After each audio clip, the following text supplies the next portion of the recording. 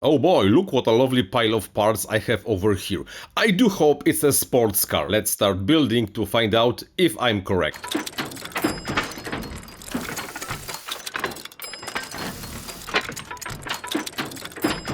Okay, Houston, we have a problem. No matter how I'm gonna look at it, this is not the sports car I wanted, but still I think this is something pretty awesome, because this is my first project of the octacomper. You know, this very popular, recently trend to build the cinelifters.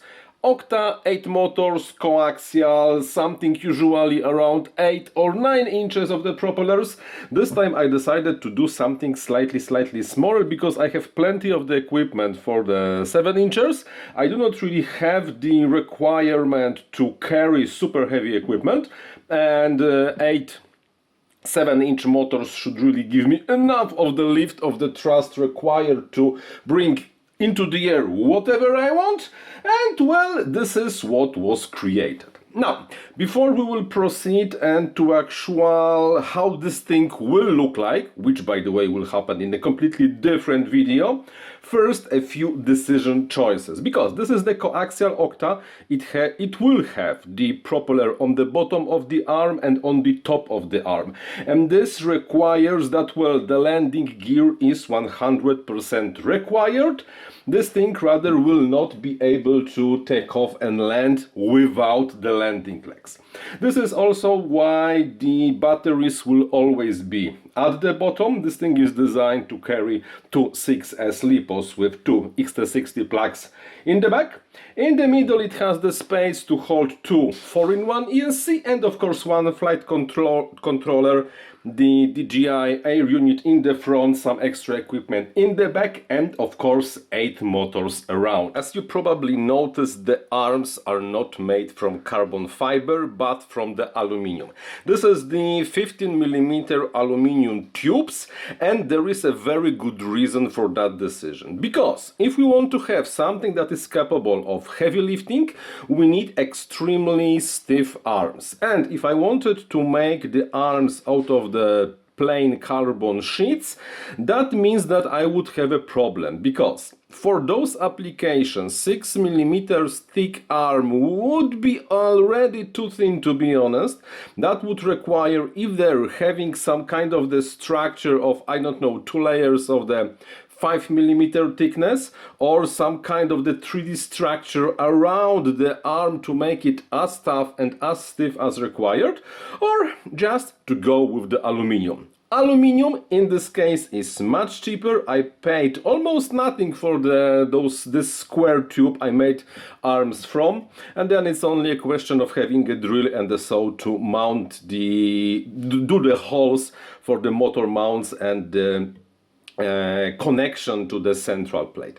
As the result, this is really one stiff frame, no matter how you're gonna look at it, and the arms were super cheap to make. If I would have to how much I paid, I think like 15 euros for 2 meters of this tube, and 2 meters of this tube would probably last me for at least one complete replacement set. Of course, the actual mounts for the motors are cut from the carbon fiber, because here I had to have the possibility to install the motor, and this thing has to be just resistant to all the potential crashes might happen.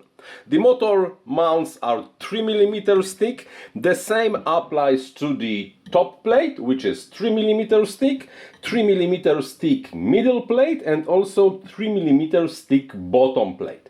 As the result, the whole setup is not light, because when I measured this frame, you can see in this configuration over here, assembled, it weighs 466 grams. So I expect after adding motors, electronics and the batteries, the fly-up weight will be probably slightly above 1 kilometer, so let's say roughly 2 pounds. But I don't expect the weight will be really a problem, because 8 Emax Eco2 2807 motors should really give enough of the power and the torque and everything to be quite nimble in the air. In the top, the final element that it's still not there, there will be an angled clamp to install any kind of the camera you want. Of course, if you want to, you can carry a GoPro on this thing, but then, well, why?